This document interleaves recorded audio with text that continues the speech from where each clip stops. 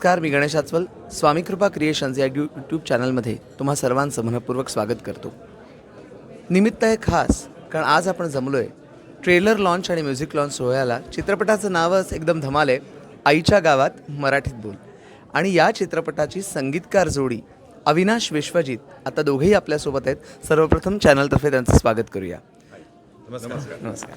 आम्हाला जाणून घ्यायला आवडेल, मुळात आत्ता आम्ही 2 गाणी बघितली. एक गाणं रोमॅन्टिक होतं आणि एक गाणं चित्रपटाचं शीर्षक गीत, ते सुद्धा भन्नाट होतं आणि रोमॅन्टिकची एक वेगळी मजा आहे. तर तुम्ही दोघांनी अनेक वर्ष तुम्ही या इंडस्ट्रीत आहात, आपण प्रिंट मीडियासाठी अनेकदा बोललेलो सुद्धा आहोत. या चित्रपटाच्या निमित्ताने दोघांनी या गाण्यांबद्दल आम्हाला आमच्या प्रेक्षकांसाठी सांगा. सर्वप्रथम मला असं वाटतं की आईच्या गावात मराठीत बोल याचे जे हिरो आहेत आपल्या सर्वांच्या परिचयाचे ओमी वैद्य म्हणजे 3 इडियट्समध्ये चतुर याची भूमिका ज्यांनी केलेली होती. तर जेव्हा हे कळलं की आपला हिरो हा चतुर असणार आहे, तेव्हा पहिल्यांदा गाणी कशी असणार आहेत आणि तो कसा ॲक्ट करणार आहे. आणि रोमॅन्टिक गाणं म्हटल्यावरती त्याला इमॅजिन करणं की ओके तो कसं करेल. मग हळूहळू एक इंटरॅक्शन वाढली ओमी बरोबरची. संस्कृती तर माहिती होतीच, कारण फॅन्टॅस्टिक हे आमचं गाणं जे सुपरहिट सॉन्ग आहे ते त्याच्या संस्कृतीने डान्स केलेला होता. संस्कृतीबद्दल तर सगळं माहिती होतंच. आणि ओमी बरोबर जशी इंटरॅक्शन वाढली तसं असं लक्षात आलं की तो जितका NRI जरी असला तरी तितकाच रूटेड आहे आपल्या मातीबद्दल, मराठीबद्दल. त्याला तितकंच प्रेम आहे. आणि या सगळ्या गोष्टी होता होता त्याचं कॅरेक्टर जे आहे चित्रपटातलं आणि खरंसुद्धा हे किती छान आहे हे ह्याची जाणीव झाली. आणि कुठेतरी त्याच्यातनं एक ट्यून तयार झाली आणि त्या ट्यूनवरती विश्वजितनी शब्द लिहिले. आणि मग ते गाणं जे रोमॅन्टिक गाणं आहे, जे ऋषिकेशनी गायलेलं आहे आणि ते तुम्हाला नक्कीच ऋषिकेश ऐकवेल, ते रोमॅन्टिक गाणं झालं आणि अप्रतिम शूटिंग झालेलं आहे. हे गाणं तुम्ही जरूर बघा. 19 जानेवारीला हा चित्रपट रिलीज होतो आहे, तर थिएटरमध्ये जाऊन सगळ्यांनी बघा अशी मी सगळ्यांना विनंती करेन. तू काय सांगशील?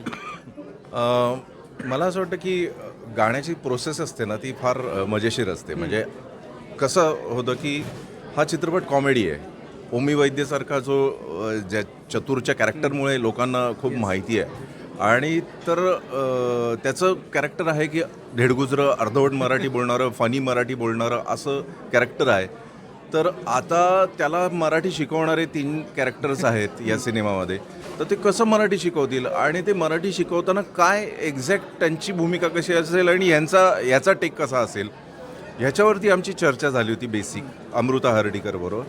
आणि मी म्हटलं की ते खूप फनी गाणं असलं पाहिजे, कारण ते चित्रपटाला वर जास्त प्रसंगानं म्हणजे प्रवाही बनवेल आणि त्याच्यामध्ये काहीतरी एक असं कॅच लाईन मिळाली पाहिजे.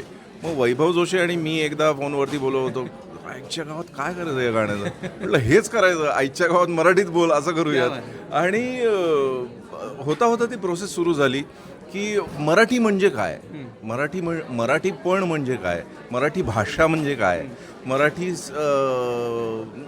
जे आपलं रेग्युलर आपण म्हणजे अगदी सामान्यातलं सामान्य मराठी म्हणजे काय, इथपासनं म्हणजे सगळ्यात अभिजाततेपासून ते अगदी रस्त्यावरचं सामान्य मराठी माणूस जसा बोलतो त्याच्या भाषेतले शब्दकोशातले जे शब्द आहेत ते सगळे तुम्हाला या गाण्यात सापडतील.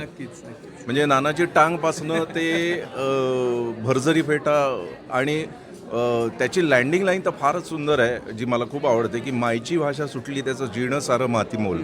आपली स्वतःची भाषा जर आपण विसरलो तर आपलं जीणं खरंच मातीमोल आहे. आणि हा इतका मस्त एक जाता जाता लाईन देऊन जाणारा हे गाणं झालं आहे. नाचो गाणं आहे, तर सगळ्यांनी एन्जॉय करा आणि आईच्या गावात मराठीत बोला. नवीन वर्षाच्या निमित्ताने आपण हाच संकल्प करूया की आपण मराठीत बोलूया आणि आपल्या मराठी भाषेची महती वाढवूया. धन्यवाद. अविनाश विश्वजित दोघांचे आभार. थँक्यू.